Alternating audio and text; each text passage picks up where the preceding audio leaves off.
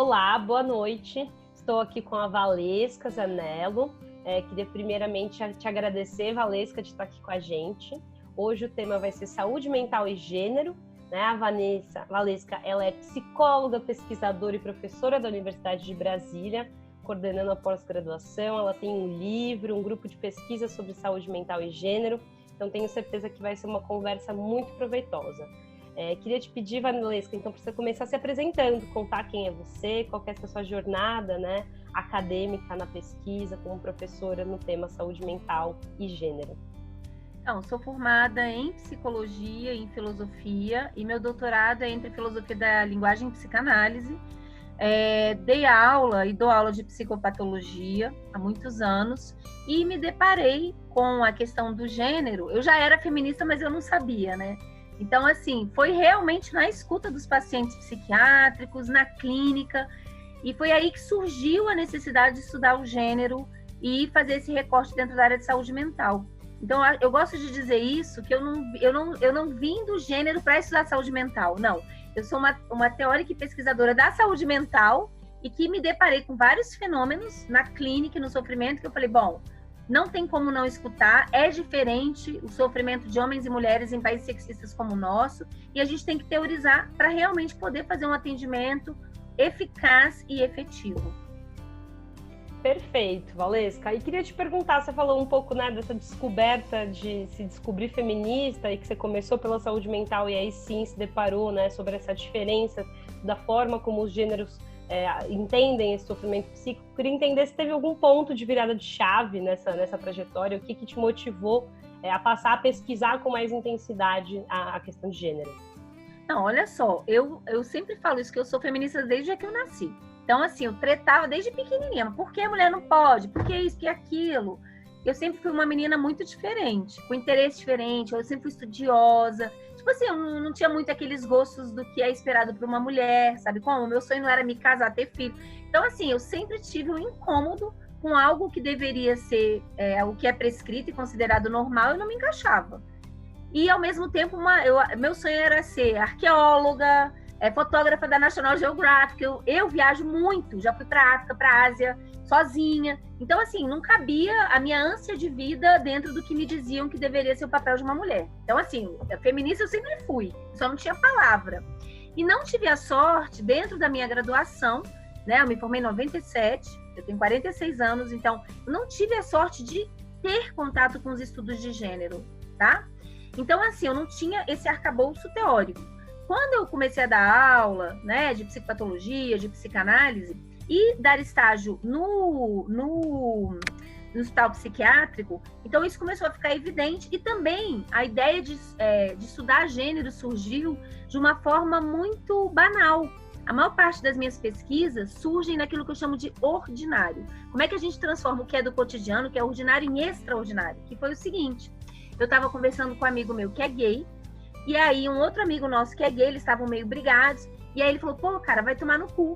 E aí o meu amigo começou a rir, falou assim, quem me dera. E eu comecei a rir, todo mundo começou a rir, foi muito engraçado. E eu comecei a prestar atenção como é que as pessoas se xingavam, e principalmente, como é que certas palavras consideradas ofensivas, às vezes não conseguiam atingir o objetivo a que elas se destinavam. E aí surgiu a minha primeira pesquisa na área de gênero, que é sobre xingamentos e gênero. Eu gravei um TEDx, Universidade de Brasília. Então, quem está nos assistindo, tiver interesse, eu pesquisei por uma década. O nome do TEDx é Por que xingamos homens e mulheres de formas diferentes? É muito interessante. A gente coloca o link aqui no canal também depois, Ótimo. Valesca. Porque isso aponta, as pessoas dizem assim, quando eu falava, pesquisa de xingamento, todo mundo, isso não é pesquisa científica. Não, gente, isso é cotidiano e é sintoma da nossa sociedade. O que o xingamento vem mostrar? Um lugar social que você não deve ocupar. Então, por que, por exemplo, se eu te xingar vendedora de peixe, não é um xingamento, mas se eu te chamar de puta, você fica ofendida? Porque mostra um lugar social que você não deve ocupar. Então, foi muito interessante, porque eu pesquisei várias faixas etárias, por mais de 1000 questionários, faixas etárias diferentes, classes sociais diferentes, orientações sexuais diferentes. E o que a gente percebeu? Que os piores xingamentos atribuídos a mulheres por todas as classes sociais e faixas etárias, por homens e mulheres, era puta. Então tinha a ver com comportamento sexual ativo. E para o homem, também pelas mulheres e homens de todas as faixas etárias e classes sociais, era viado.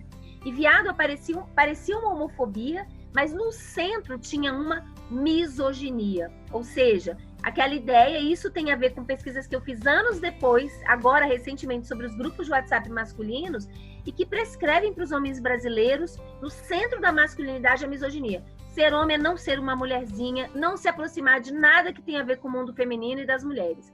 Então, esse é um ponto importante, porque essa mídia que a gente vê, parece que a sociedade brasileira pode tudo, evoluímos, é liberal, todo mundo é de todo mundo, e é falso. E eu acho que, inclusive, a eleição do Bolsonaro vem mostrar isso, porque minha pesquisa foi feita antes. Como as estruturas da sociedade demoram a se transformar, e o que apareceu muito claramente nessas pesquisas, inclusive está publicado, está lá no meu blog, Saúde Mental e Gênero, quem quiser tem os links dos artigos, mas como a estrutura da nossa sociedade no Brasil é profundamente reacionária, sexista, e é isso. Então, eu acho que a eleição do Bolsonaro é o retorno do recalcado. Não me surpreendeu, não me surpreendeu. Bolsonaro representa aquela coisinha que ficou guardada, com tudo que a gente andou em políticas públicas, eu acho que a gente teve mudanças sociais efetivas, mas assim, é aquela coisa que a gente precisa passar limpo. A psicanálise fala sobre o retorno do recalcado. Se a gente for pensar em termos sociais, é péssimo o que a gente está vivendo, eu não aguento mais esse governo, mas é a chance da gente se deparar com a parte feia. Sabe aquela ideia? Narciso acha feio que não é espelho? Então, faz parte da gente. Vamos ter que passar limpo o nosso racismo. O Brasil é escravocrata, mentalidade escravocrata, é sexista pra caramba, é homofóbico. Nós vamos ter que falar disso. E pensar em políticas públicas, porque uma hora esse governo vai ter que sair, né, gente?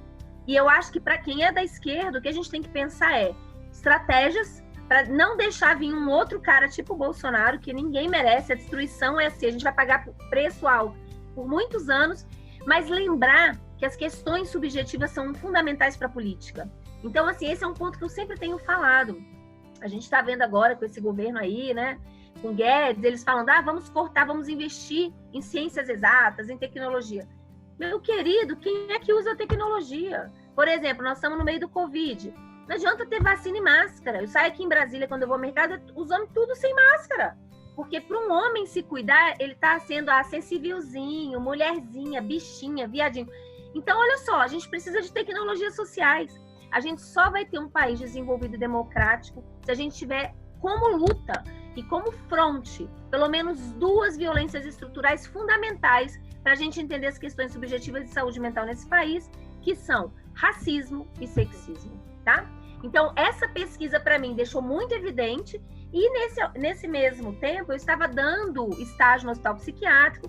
Brasília, infelizmente, hoje, na época, era o 2º pior lugar em termos da reforma psiquiátrica, e a gente foi ultrapassado pelo Acre. Hoje, a gente é o pior lugar, ou seja, onde menos se realizou a reforma, é um hospital manicomial, e era dividida a ala masculina e feminina. E foi muito interessante, porque eu também veio do cotidiano, do ordinário, a partir das queixas muito diferentes de mulheres e homens.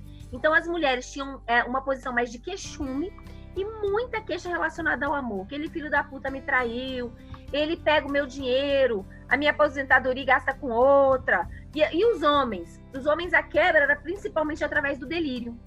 Então, o que acontece no delírio? A gente tem uma inflação do eu. Já é algo muito mais protegido do que a queixa, tá? Então, tinha um delírio sempre de grandeza e relacionado à riqueza, fama e às questões sexuais. Então, ele era o fodedor, tinha 40 mulheres. Aí eu perguntava, mas como é que você dá conta de 40? Ele, tendão aqui é duro. Ou, sou namorado da Angélica e traio com aquele aqui. Então, o cara assim, só isso, ele é o fodástico.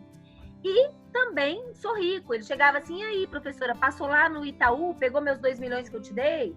Com as mulheres, o que me chamou a atenção é que, até no delírio, elas não se empoderavam nelas mesmas. Mas elas se empoderavam assim, do tipo, tinha uma mulher que dizia assim, sabe quem é meu namorado? Eu chegava lá, tava com a foto. Aí ela tava com a foto no coração e me mostrava, era o Brad Pitt. Ela, Brad Pitt, Obama, Bush. Tipo assim, botava um monte de sobrenomes de caras famosíssimos. Então assim, o namorado dela era um pica da galáxia. Então não era ela que era poderosa. Ela era desejada por um homem fodástico.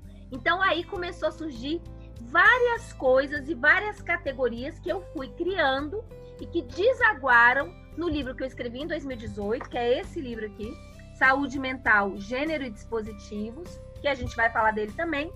Então, assim, só para dizer que as categorias desse livro são fruto de 13 anos de pesquisa, 20 anos de escuta clínica, e é isso, eu criei categorias analíticas para a gente entender vários fenômenos subjetivos, não só do que a gente ortodoxamente chama de saúde mental, que é a coisa do CAPS, não.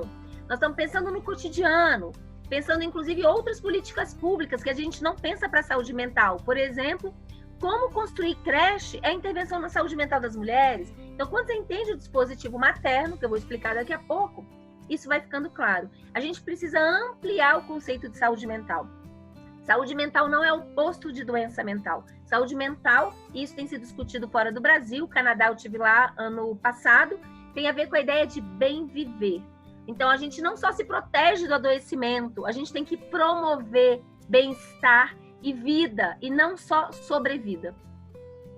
Perfeito, Valesca. Nossa, acho que você abordou muitos dos temas que eu tinha aqui para falar com você, então eu vou te pedir para contar um pouquinho sobre essas categorias, esses dispositivos do livro, e também para depois compartilhar comigo aqui o link para a compra do livro e conhecer um pouquinho mais do seu blog. Eu coloco aqui na descrição do canal, né? Então, como ela comentou aqui, a Valesca, em 2018, ela lançou o livro, né, Saúde Mental e Gênero, olhando aí para a cultura e construção de subjetividades. Então, eu queria te pedir para você contar um pouquinho dos principais achados. Sei que é um livro e não imagino que você tenha a pretensão de compartilhar tudo que tem nele aqui com a gente, né? Mas o que você puder trazer para a gente sobre essas categorias e dispositivos, acho que vai ser muito rico.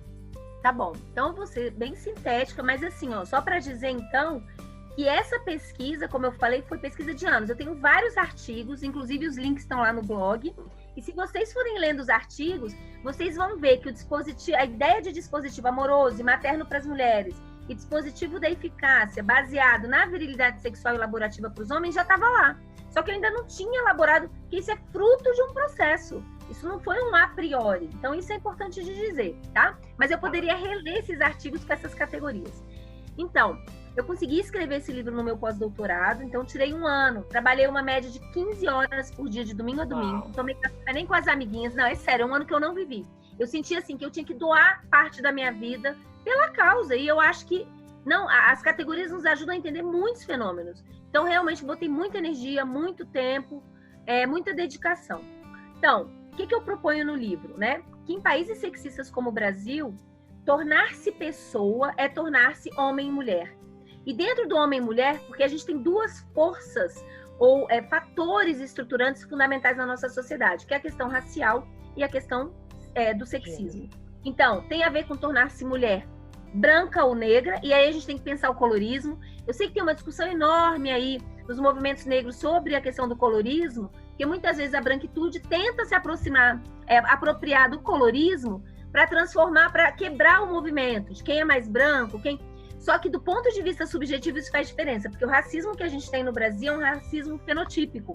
Então, quanto mais preta a pele, quanto mais traços negroides, maior o racismo que essa mulher enfrenta ou esse homem. Então, a gente vai ver que isso tem efeitos subjetivos diferentes.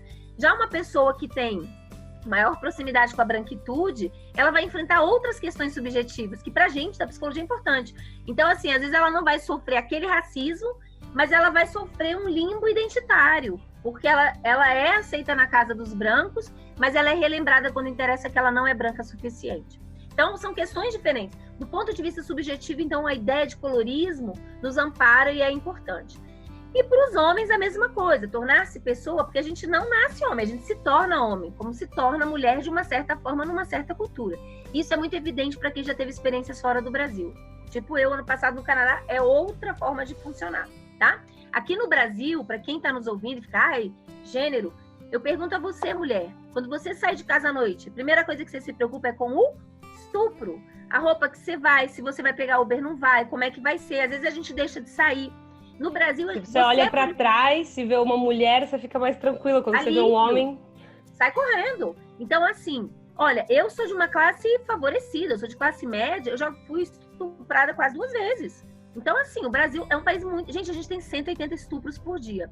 Lembrando, então, que no Brasil você é mulherificado o tempo inteiro. Então, por exemplo, Bárbara, você entra numa loja, o cara... Ai, hoje você tá com sorte, é promoção, mulher bonita não paga. Ou se você for uma mulher considerada feia, também vai sofrer. Nossa, você vai ouvir outro cara falando, ó, baranga. O tempo inteiro você é lembrada que você é mulher. tá? Então, a mulherificação é um processo contínuo, tem a ver com gênero, tem a ver com ideais, com valores. Bom, dito isso, quais são os processos subjetivos, os caminhos privilegiados de subjetivação, privilegiados, né, que são preferenciais nesse momento histórico? Para as mulheres, o dispositivo amoroso e materno, e para os homens, o dispositivo da eficácia. Eu vou ser sucinta, quem tiver interesse, eu tô com um canal no YouTube que eu criei nesta pandemia, me obrigou a ir para a internet, e tem lá, eu fiz um mini curso sobre o livro, são 4 lives, e leio o livro também, porque o livro está numa linguagem muito acessível, fiz questão de escrever de um jeito que não precisa ser psicólogo. O que significa o dispositivo amoroso para as mulheres? Quer dizer que a gente aprende uma forma de amar que é identitária. Então, nós mulheres nos subjetivamos na relação com a gente mesma, mediada pelo olhar de um homem que nos escolhe e nos deseja.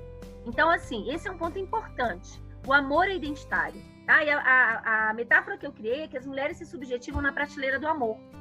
Essa prateleira, ela é profundamente perversa, porque ela é marcada por um ideal estético que se construiu historicamente no Brasil do século passado para cá, começo do século, que foi o processo de urbanização e industrialização do país. Então, século XIX, nascer bonita ou feia, e esse bonito ou feia mudo, esse ideal, era uma questão de sorte estética. A partir de então, passou a ser um dever ético. O que se vende é que você não é bonito o suficiente porque você não se esforça. Então, você pode ser a mulher mais maravilhosa e fodástica e poderosa. A Dilma. Ao invés de falarem da Dilma, o que falavam dela? Da roupa dela, entendeu? Da maquiagem. Ou seja, isso vai ser algo que vai ser interpelado em todas, independente de direita ou esquerda, tá bom? Esse ideal, ele é branco, louro, magro e jovem. Quanto mais distante desse ideal, pior o seu lugar na prateleira e maior a construção do preterimento afetivo de homens brancos e negros em relação a elas. Quer dizer que se você é negra, e as negras estão no pior lugar, você vai ser vista provavelmente só sob a ótica da objetificação sexual. Eu estou agora lendo entrevistas, estou escrevendo um artigo com mulheres negras. Gente, é horrível, porque é um pedaço de carne. Mas olha só, mulheres obesas, eu estava fazendo uma pesquisa agora com mulheres obesas que buscavam a cirurgia bariátrica, a descrição é parecida. Então, assim, serve para fuder, mas assim, é de madrugada que vai na casa, não assume, sempre tem uma desculpa que não quer namorar e logo depois aparece namorando outra mulher. Então, esse é um ponto importante. Quem está no pior lugar são as negras. Eu acho que no pior são as negras, mas também mulheres gordas, mulheres velhas, mulheres indígenas, mulheres com deficiência. Mas aí, vamos supor que você é a Gisele Bündchen. Ah, estou feliz na prateleira. Não, a prateleira é péssima para todas. Se as deusas quiserem, você vai viver muito, vai envelhecer. Você pode ter um acidente, você pode engordar. Então, a prateleira ela é boa para os homens, porque eles são eleitos como avaliadores físico e moral das mulheres. Então, mesmo mais perebado, e aí em qualquer esfera, não estou falando só perebado físico, o Guedes falando da mulher do Macron, né? Um perebado falando da mulher, não tem espelho, né, a criatura. Mas assim, qualquer um, Bruno feminicida, né, recebendo milhões de cartas, os homens lucram com o dispositivo amoroso. E o botão que nos deixa vulnerável é ser escolhida. Então passa aqui um cara, eu acho ele, cara podre. Aí ele fala, ei, Valesca, olha aqui, trouxe pra você esse bombom. Ele é fofo. As mulheres se apaixonam pelo encantamento que elas são capazes de despertar no homem. Por quê? Porque a nossa autoestima não é mediada pelo olhar de um homem que nos escolha. Então, quando não tem nenhum homem me desejando, eu fico, meu Deus, tem algum problema comigo? Tô velha, tô feia, tô acabada, tô gorda. Eu nunca atendi uma mulher que não sofresse pelo amor, mesmo quando elas estão sozinhas. Porque elas começam a problematizar e a autoestima vai lá para baixo. Se eu preciso do outro me escolher para minha autoestima ficar boa, gente, é o desempoderamento total. É a vulnerabilização e é a inflação de poder do homem. Mesmo mais perebado vai se achar no direito de te julgar, quem tá aí nos assistindo. Hoje você é linda, amanhã você é uma baranga, gorda, mesmo que ele tenha pança de chope enorme, tá bom? Então, esse é um ponto importante. As relações heterossexuais no Brasil são assimétricas. Isso quer dizer que a gente investe 100 e recebe 10. E quem de nós recebe 15, a gente fala, que mulher de sorte. O cara dá presente no aniversário que ela gosta, quer dizer, ele presta atenção em você. Nossa, ele faz as tarefas em casa. Isso mostra o quanto que a gente é mal acostumada no sentido ruim. Né? Eu até brinco, às vezes, gente, se mulher heterossexual e ter relação abusiva no Brasil é quase pleonasmo. Muito difícil achar uma mulher hétero que nunca teve relação abusiva, porque os homens estão muito adoecidos. A gente tem uma masculinidade profundamente adoecida e que hoje eu considero um problema de saúde pública. O Covid só está provando isso, tanto em termos de violência, que é quem mata no Brasil, mulheres, homens e eles mesmos, quanto na questão aí, por exemplo, do mínimo cuidado consigo e com a saúde alheia, tá? Legal, só para te pedir, se possível, era uma das perguntas que eu ia te fazer, né? Como essa cultura machista, sexista, ela também coloca um desafio para o homem, né? Porque às vezes é fácil entender o lado, é fácil para quem já percorreu alguma trajetória de entender que, né, o que é o feminismo, ler sobre, conversar com mulheres, mas o que se coloca para o homem? Então você falou dessa masculinidade tóxica, né? Sim, não, eu vou chegar lá. Eu não gosto nem de masculinidade tóxica, tá? Porque parece que existe uma masculinidade saudável. Sim. Então, assim, não, a gente tá com a masculinidade adoecida. E ela parece que tem um tóxico e um não tóxico. Tá, então, a gente legal. tem valores que estão mediando as masculinidades no Brasil que estão profundamente adoecidas e misóginas. Eu vou chegar lá. Bom, mas só para chamar a atenção que subverter a orientação sexual não subverte o dispositivo de gênero. Então, o dispositivo amoroso é muito presente no meio lésbico. Não vou ter tempo de falar isso aqui. Quem tiver depois interesse, via a live, lê o livro, tá bom? Dois pontos importantes ainda no dispositivo amoroso é que as mulheres aprendem a se silenciar para cuidar dos outros e das relações. Por isso que as doenças mentais das mulheres são depressão e ansiedade, tem a ver com implosão psíquica, tem a ver com não dito, e o sexo sem vontade no casamento. Esse é um problema que vem também da colonização, do débito conjugal, vem com a ideia da Igreja Católica, e é péssimo, e é muito comum. As mulheres heterossexuais aprendem a usar o sexo como barganha. E se responsabilizar. Por 2 semanas que eu não dou pro meu marido, ele tá de mau humor. Vai arrumar outro, e se arrumar, a culpa é minha. Então, na nossa cultura, a gente tem uma hiperresponsabilização da gestão dos afetos das mulheres. Elas têm que gerir o afeto delas e dos outros. E uma desresponsabilização total dos homens, tá? Inclusive, isso dá nos ciúmes. A gente pode depois até, enfim, falar sobre isso, não sei se vai dar tempo. Bom, o dispositivo materno tem a ver também com uma construção histórica e cultural que coloca a mulher, pelo fato de ser uma portadora de útero, como aquela vocacionalmente, naturalmente relacionada aos cuidados. E isso tem a ver com o século XVIII. Então, a portadora de útero foi quando o capitalismo também se consolidou e houve a divisão do público e do privado. Então, o que é feito no público cabe aos homens, e eles recebem, tudo é considerado trabalho, é valorizado, e as mulheres, porque têm útero e são capazes de procriar, cabe o âmbito privado e, por extensão, o cuidado da criança e os cuidados domésticos. Esse é um ponto importante, que se a gente fosse visibilizar no PIB da economia o tanto que o nosso cuidado é explorado, o mapa econômico do mundo ia mudar. O mundo para se as mulheres pararem de cuidar. A gente é hiperexplorada pelo capitalismo dentro do dispositivo materno. Então, num primeiro momento, as mulheres elas foram incitadas, seduzidas a começar a amamentar, porque era muito comum na Europa dar para amas de leite, todas as classes sociais. E como foi isso? Através de um discurso, a gente não tinha valor nenhum, de que nós seríamos as guardiãs do futuro, que nós, para quem é porcaria nenhuma, começa a ser valorizada por alguma coisa, então criou o que eu chamo de empoderamento colonizado, e isso foi de uma sedução narcísica enorme, que permanece até hoje, tá?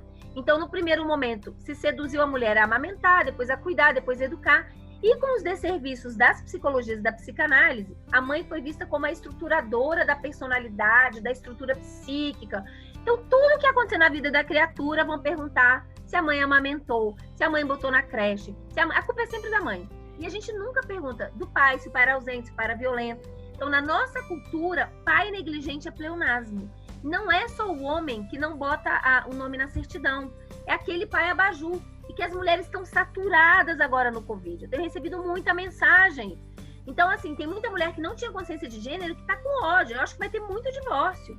Por quê? Mesmo quando o sujeito faz alguma coisa dentro de casa, cabe a ela a gestão mental. Ela tem que cobrar, ela tem que ver se ele fez bem feito. É igual um filho mais velho, gente. E a gestão administrativa da casa, né? Porque não é só o cuidado, mas é gerir esse cuidado, é saber o que precisa comprar, o que precisa fazer no dia seguinte, quando vai pagar. O cara é desresponsabilizado, entendeu? E a gente precisa falar isso. E a maternidade, o dispositivo materno, ele tem como centro o que eu chamo de heterocentramento.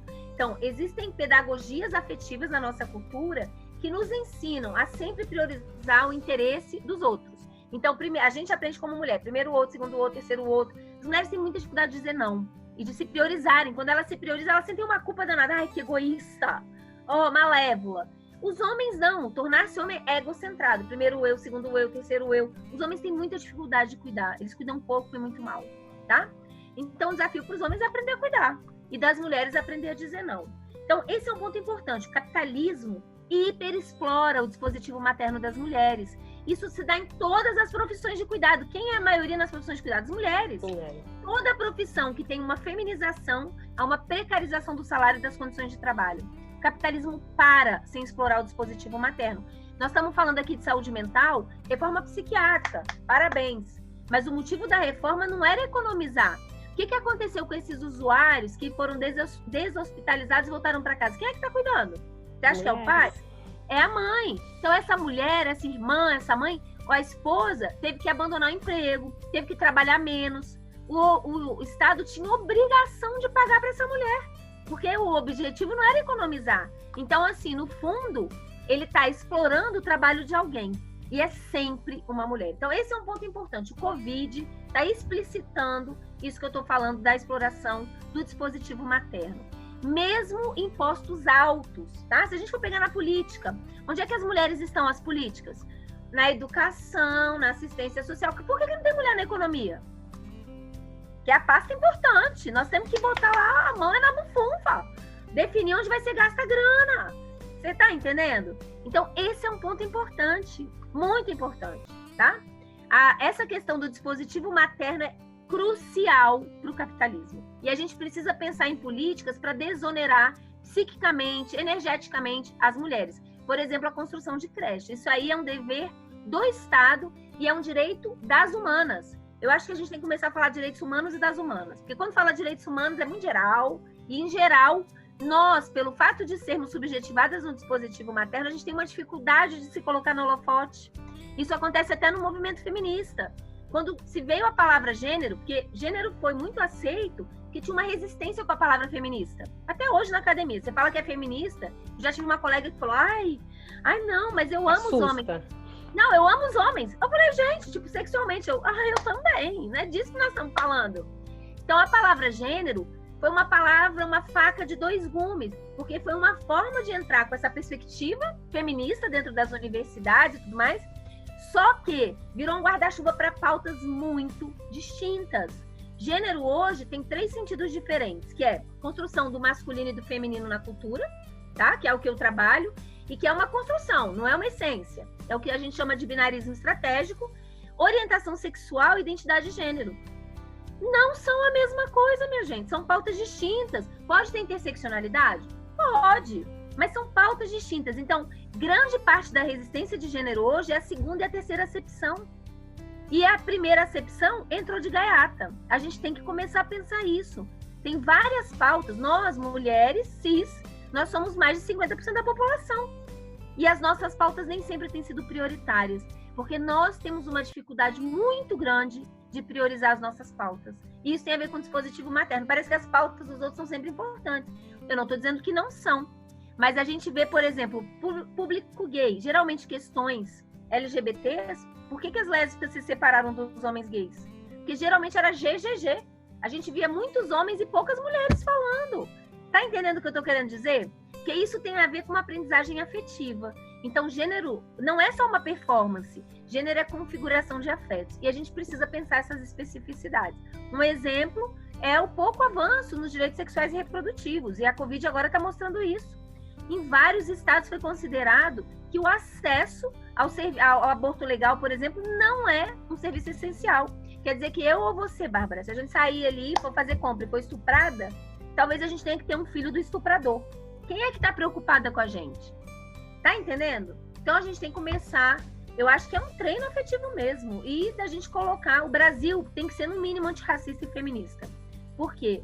Negros são maioria e mulheres também. Então, assim, nós somos minoria em termos de acesso a privilégios e direitos, mas somos maioria numérica. Inclusive o Bolsonaro, ele é tão limitado cognitivamente, que ele não entende, né, o que é minoria, e veio falar que, se é minoria, tem que se meter. Nossa, é difícil, viu? Ele joga, né? São guerras de narrativa. Mas sobre as masculinidades, vamos falar. Olha só, as masculinidades, o que acontece? No centro, no cerne da masculinidade, a gente tem uma misoginia. Os homens aprendem que ser homem é não ser uma mulherzinha. E eles são interpelados. Valesca, para explicar para quem não conhece o termo, né? O que é misoginia?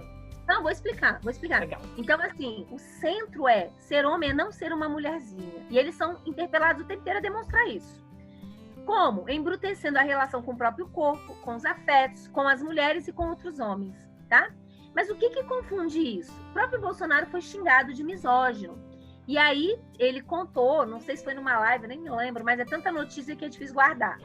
E ele falou que foi buscar no dicionário que era misoginia.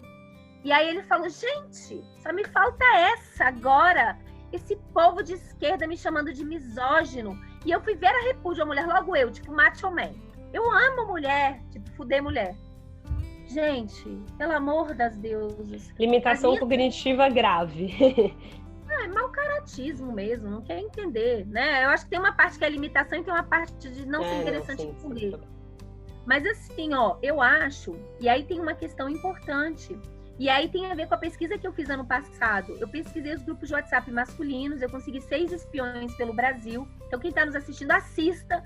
Que esse trabalho, gente, eu tive que ter estômago. Não sei se você assistiu, Bárbara. Não, mas eu vi no seu Facebook assista. A divulgação. Não, assista, porque assim, eu recebi mensagens de mulheres do Brasil inteiro, tipo, tive que parar 3 vezes para respirar. Homens me escreveram, nossa, Valesca, é nojento mesmo, eu nunca parei para pensar. E eu tive que ter muito estômago. Mas assim, só para dizer qual é a principal forma, porque a misoginia, esse repúdio às mulheres, tem várias facetas, pode tomar várias configurações. A mais clara é o discurso anti-mulheres. Sei lá, vamos bater, tem que ter estupro corretivo. Tem homem que diz isso. Mulher com tatuagem, mulher bêbada, mulher lésbica, tem que ser estuprada, é estupro corretivo. Isso é um discurso misógino, acho que quem está aí nos vendo entende perfeitamente. Feminicídio, mas tem coisas que confundem. Então, a forma mais importante de configuração da misoginia na nossa cultura é a objetificação sexual. Então, isso é muito importante. Primeiro, isso vem com bombardear os homens com pornografia. Outra coisa, que é interpelado na criancinha, no menininho, desde que ele nasceu. Ele tá lá brincando com a menininha com 2 anos, os pais falam, e aí, sua namoradinha? Dá um beijinho. O que se ensina é que a única relação possível entre um homem e uma mulher é da objetificação. Então, a mulher é transformada em coisa sexual ou pedaços de coisa. Bunda, buceta, peito, tá? Por quê? A objetificação é uma relação de domínio, de controle. Os homens não aprendem outras relações possíveis com as mulheres, de amizade, parceria. Inclusive, quando o homem está apaixonado e tem uma relação assim, no grupo de homens ele é visto como menos homem. Ih, tá apaixonado, tá mandado, ih, foi ciúme. O que é um homem apaixonado? É um homem que perdeu o controle e está sendo controlado pelos sentimentos, o que é péssimo, é coisa de mulherzinha ou pela mulher, tá? Uma coisa importante, como é que acontece a formação dessa masculinidade? Principalmente no que se chama Casa dos Homens, que é um conceito criado pelo Daniel Velzerlang, que é um francês, que é uma metáfora. Imagina uma casa com vários cômodos. Para você passar de um cômodo para o outro, homens que já passaram te testam. Então, sabe aquelas brincadeirinhas de família, que ficam dando soquinho, né? Aí o menininho cai e começa a chorar. Vai chorar pra mamãezinha, tá igual a Vivi. Vivi é a irmã. Ele já percebeu que ele é superior à irmã. Tá igual uma menininha, ele já percebeu que ele é um homem. Um homenzinho é melhor que ser uma menininha. Então, o tempo inteiro ele é incitado nessa misoginia. E essa casa dos homens funciona através da cumplicidade. O que isso quer dizer? Quer dizer que o principal silêncio. O silêncio das mulheres tem a ver com cuidar dos outros e das relações. Deixar os outros bem, a relação boa, mesmo que ela se dane. Os homens não. E foi por isso que eu não gostei do documentário Silêncio dos Homens. Porque falou só assim, o homem não chora, o homem sofre, o homem... Eu achei meio mimimi, pra falar bem da verdade, porque não falou do principal silêncio, que é o silêncio do privilégio, que é o silêncio da cumplicidade. O que isso quer dizer? Para os homens que estão aí nos assistindo, vão nos assistir. Olha só, precisamos de vocês para desconstruir o sexismo. Quando você tá lá no grupo de WhatsApp e recebe um bando de foto de mulher pelada, vídeos de menina bêbada transando, que provavelmente foi feito sem consentimento, né? Porque uma bêbada não pode dar consentimento de nada, isso é crime. Mesmo que você não passe adiante, você não treta, você se mantém calado, você é cúmplice. Se você tá passando na rua e tem um estupro, mesmo que você não tenha estuprado no estupro coletivo, você denunciou? Você chamou alguém? Não, você é cúmplice. Você paga sua pensão em dia pro seu filho, mas toda sexta-feira você vai sair com seu brother para tomar cerveja e ele é um canalha e não paga e você não fala nada, você é cúmplice. Você sabe que seu coleguinha tem uma relação monogâmica e tal, e você fica cobertando quando ele tá traindo com outras mulheres e não fala nada, mesmo que você acha errado, você é cúmplice.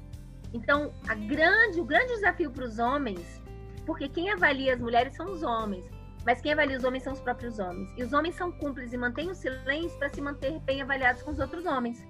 Então, o preço a se pagar é tretar na broderagem. A gente não precisa dos homens do palanque, porque as mulheres sabem falar muito bem, né? Não é o lugar do holofote, o homem adora um holofote, isso tem a ver com os processos de subjetivação. E pra gente, a gente tem que aprender a ocupar esse espaço e dizer, não, aqui não é lugar de vocês, mas para os homens, o grande desafio é tretar. O fronte de guerra é a casa dos homens, tá? Bom, dito isso, sucintamente, o que significa o dispositivo da eficácia? Ele é baseado em uma dupla virilidade, são dois pilares, a virilidade sexual e laborativa. Dito de forma sucinta, ser um verdadeiro homem é ser um trabalhador provedor, e isso é identitário para os homens como não é para as mulheres. É o modo como os homens foram introduzidos dentro da família, inclusive, por exemplo, homens usuários de droga, quando não conseguem ser produtivos e principalmente manter a família, eles se afastam. E aí vira uma bola de neve, tá? Por quê? Porque eles não conseguem estar dentro da família através de outra forma, porque isso é construído identitariamente pela cultura. E, em termos da virilidade sexual, é ser um comedor, um fodedor ativo. Dentro da virilidade laborativa, talvez não dê tempo, mas eu quero só destacar, historicamente, todo mundo sabe disso, o Brasil foi o país que teve por maior número de anos a escravização da população negra trazida das nações africanas, com quase 400 anos. Foi o último país a abolir a escravidão, mas a mentalidade é escravocrata. E eu estou dizendo isso porque a gente teve um processo, né, de abolição que foi horrível, não teve reparação histórica, não teve nenhum tipo de projeto de inserção social. E isso quer dizer que os homens negros ficaram em péssimas condições. E hoje, né, quem menos entra, por exemplo, nas universidades, em cotas, são os homens negros. Isso afeta diretamente a saúde mental do homem negro. O que sobra para o homem negro dentro da casa dos homens marcada pela branquitude? A virilidade sexual. Então, assim, se exalta, lá vem o negão, cheio de paixão, é o fodedor, come todo mundo, a branca, a ruiva, a loura, a baixa, a alta, né? E na casa dos homens, lá nos grupos de WhatsApp, é muito claro, tem pontuação, se a mulher é anã, se é milf, eu descobri que eu sou milf, quem tem mais de 40 anos, né? Mother, I would like to fuck, tem notas diferentes. Então, assim, muitos homens negros compram esse discurso como forma de empoderamento colonizado. Mas, no fundo, é uma tentativa de reconhecimento pelo ideal da masculinidade hegemônica na branquitude, mas é profundamente racista, tá? Por quê? Porque animaliza o homem negro. Não reconhece a intelectualidade, qualquer outra coisa. Ele é um garanhão, ele é um bicho fodedor, tá? E a virilidade sexual, ela é baseada numa dupla injunção, que é feche o cu e foda. Nunca vi também, nunca atendi um homem que não tivesse preocupação com uma das duas coisas ou as duas. Se algum dia ele teve um prazer no cu, tipo, então não sou homem. Existe todo um tabu, não vai dar tempo da gente falar, mas leia um livro, tem uma parte só sobre a filosofia do cu, é bem interessante, eu nem conhecia, antes de eu começar o livro eu nem conhecia essa área, mas é bem legal. Que legal. E a ideia também do foda, né, que tem a ver com essa questão da virilidade sexual, como eu falei, a preocupação com o pênis. A gente é o segundo país que mais consome Cialis, então assim, aqui não basta só ter um bom desempenho, tem que ter a excelência, nunca é bom o suficiente. No fundo, muitos homens transam com o desempenho deles. A mulher é só uma coadjuvante ali, tá? Porque a sexualidade é identitária para os homens como não é para as mulheres. E as metáforas da virilidade sexual são quantitativas. Quantas ele comeu, quanto tempo dentro. Isso faz com que muitos homens consumam Viagra ou Cialis, mesmo com os efeitos colaterais. Eu tinha um paciente que ele dizia isso: eu prefiro ser um morto de pau duro do que um vivo broxa. Porque para um homem ter um problema de ereção é deixar de ser homem. Então, isso é identitário e é cultural. Então, dito isso, a gente tem que pensar nessas questões, porque o gatilho que vai fazer uma pessoa quebrar psiquicamente tem a ver com esses dispositivos. A gente não sofre aleatoriamente e não expressa o sofrimento de forma aleatória. A gente sofre por questões que nos tocam nos nossos pontos, gatilhos identitários, isso tem a ver com os dispositivos, e a gente também expressa o sofrimento de forma agendrada. Nossa, Valesca, tudo que eu tinha para te perguntar, como eu imaginei, você já foi respondendo ao longo aqui da sua explicação e abordou, acho que, pontos fundamentais. Se você tiver mais uns minutinhos, queria te fazer uma pergunta final, né, olhando para as soluções disso. Claro que eu acho que quando a gente olha para a desconstrução de toda essa cultura sexista, misógina, né? Acho que tem muitas formas de abordar e, claro, isso tem que passar pelo setor público, mas queria te fazer uma pergunta focada no indivíduo, né? O que a gente pode começar a fazer a partir de hoje, cada um de nós aqui que está te assistindo, para rumo a essa desconstrução sexista, né? E para que a gente possa ter, como você falou no início, né, uma promoção da saúde mental, entendendo a saúde mental não só como um adoecimento psíquico, mas como esse bem viver. Que, né, eu, Bárbara, ou qualquer um aqui que nos assiste pode começar a desconstruir dentro de casa hoje. Então, eu acho que tem um processo de descolonização afetiva. Então, assim, estudar. Eu acho que os grupos são bem interessantes, porque eu não acredito numa desconstrução individual. Ela tem que ser coletiva. Gênero e tanto o sexismo quanto o racismo, gênero e raça são problemas estruturais. Então, mesmo para intervenção psicológica, por exemplo, para descolonização dos afetos, eu acho que os grupos funcionam muito melhor. Porque quando eu conto, por exemplo, uma relação abusiva minha, que eu vivi, e aí a Bárbara conta, eu, caraca, é igualzinho. A da fulana também. Então, a identificação, né? É algo que atravessa. Eu acho que a psicologização do gênero e da raça é muito péssimo e traz efeitos bem ruins para as pessoas. Então, eu acho que a gente tem que pensar, sim, em políticas públicas. Eu acho que a principal delas é a educação, tá?